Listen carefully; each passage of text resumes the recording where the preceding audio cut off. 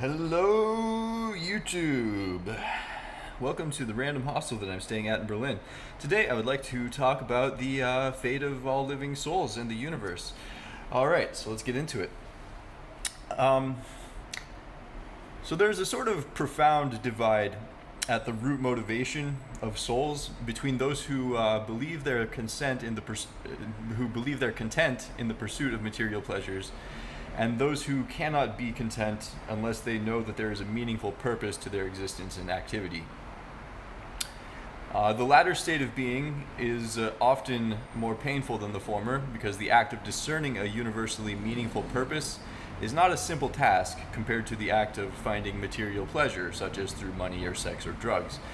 To truly discover a meaningful purpose to our existence, to our suffering, our delight, and every other experience, we must unravel the mystery of the very structure of creation itself, in particular the mechanics of how our actions can and should improve upon the future of all living souls, ourselves included,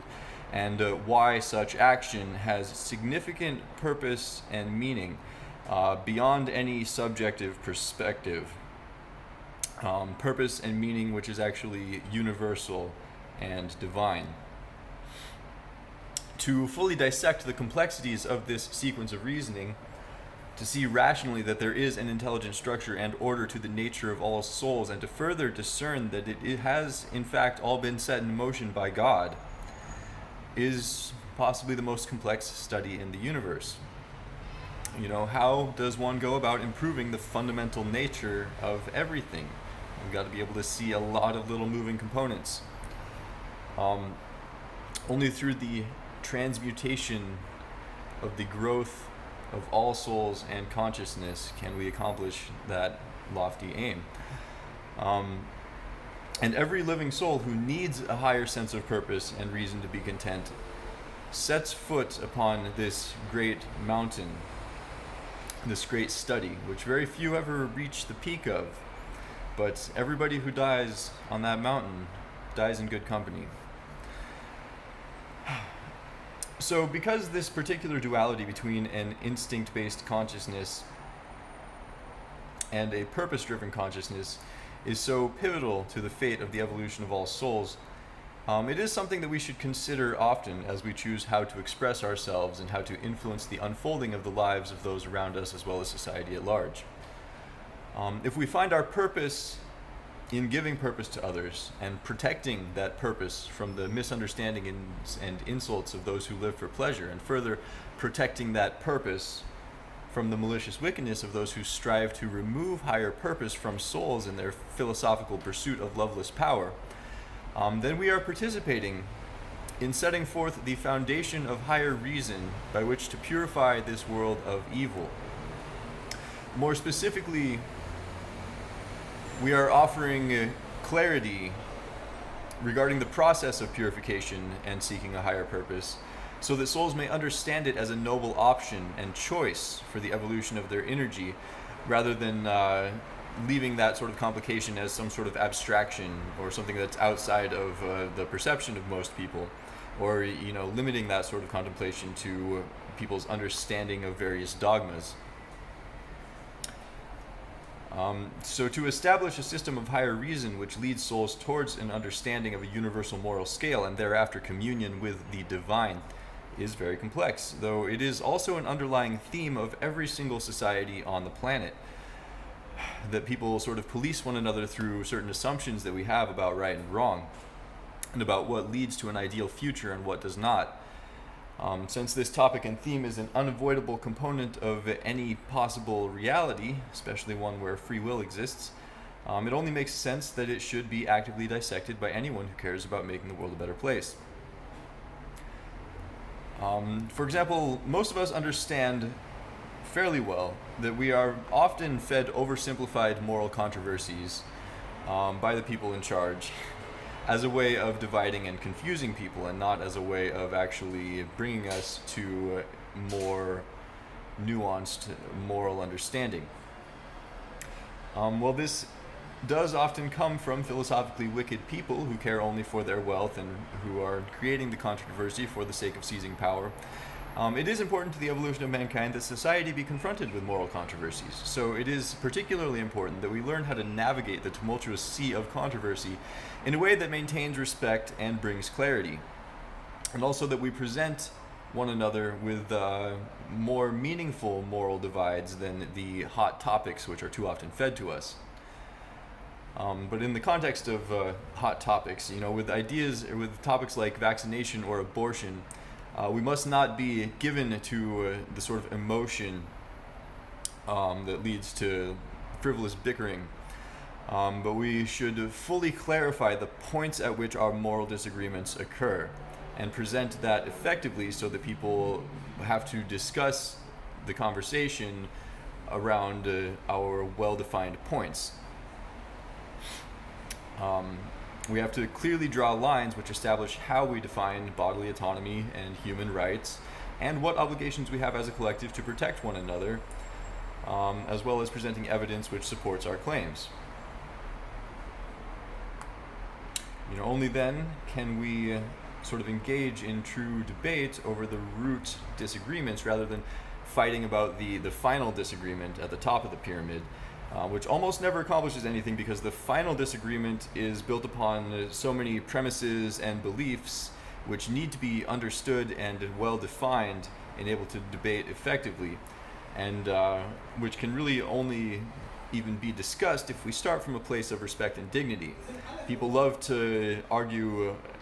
at the culmination of their beliefs, and they don't realize the necessity of like unwinding the threads which formulate that tapestry of for the final conclusion. Now, for those souls who do not yet exist with a sense of higher purpose to improve creation and a sense of community and oneness to do that, but who exist only for the pleasures of the self, there is actually little purpose to debate them on moral topics, and their opinions are intrinsically flawed because they only form opinions for the purpose of self-gratification and ego. And they're not forming their opinions for the purpose of actually attaining universal truth and the improvement of creation. So you got to really consider the level of motivation of the people that we debate with. And this is actually a very difficult band-aid to rip off as far as universal disclosure and awareness of the nature of consciousness is concerned. Those who use their free will only for themselves are fundamentally less evolved beings than those who use their free will to assist in the manifestation of divine things and the evolution of souls. And that particularly conflicts with a lot of the value mechanisms that are presented to us, or that people subconsciously believe in on the earth, where people, because this applies to a lot of very intelligent and wealthy people who are still only living for their own pleasure, and fundamentally they are approaching reality, no matter how much material wealth they obtain, from a more primitive mentality than a very poor person who approaches reality from the place of trying to make reality better, of trying to actually seek a higher purpose. So that's a big band-aid to rip off for a lot of people. And at that stage of consciousness, only pursuing pleasure, they actually cannot be reasoned with through appeals to higher purpose or logic. They can only actually be influenced through appeals to self-gratification, such as the sense of moral superiority without any of the debate or the nuance, or the idea of hating enemies that we take no time to understand. So that's where a lot of the psychological influence campaigns work upon the fabric of this kind of less evolved human consciousness, is that they're always appealing to some, like, they don't have to appeal to reason, and it's pointless to appeal to reason because these souls only want some fleeting gratification, some fleeting satisfaction, that Yeah. And that's why true evil in the universe always works to manufacture pleasure-driven consciousness over purpose-driven consciousness for the sake of control. However, even when evil manages to bind souls in this sort of primitive pleasure-seeking motivation, this still does not mean that they automatically have control over them, or that we should condemn those people or anything like that. They actually still have to manufacture the construct of pleasure in such a way that it is further destructive to the soul, that it further binds the soul in more pleasures that are meaningless. However, true Jedi and righteous initiates still fully have the power to alchemize the construct of pleasure for these souls who are bound by pleasure, such that their pursuit of pleasure actually leads them upward towards the satisfaction of higher purpose and connection and meaning. Basically, just to subliminally suggest that the construct of pleasure. I kind of lose my thought a little bit whenever I go off script, but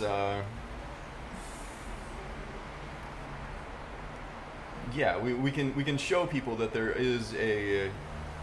higher satisfaction than self-gratification, even from the perception of self-gratification. That the ultimate self-gratification actually will come from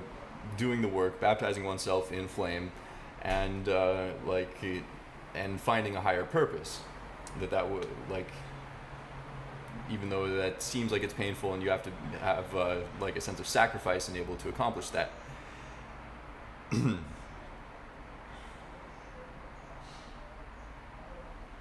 Anyways, it's not like it's a condemnation to say that those who are bound by pleasure are akin to a flock which has to be led to and fro. It's just a logical observation that motivation of such souls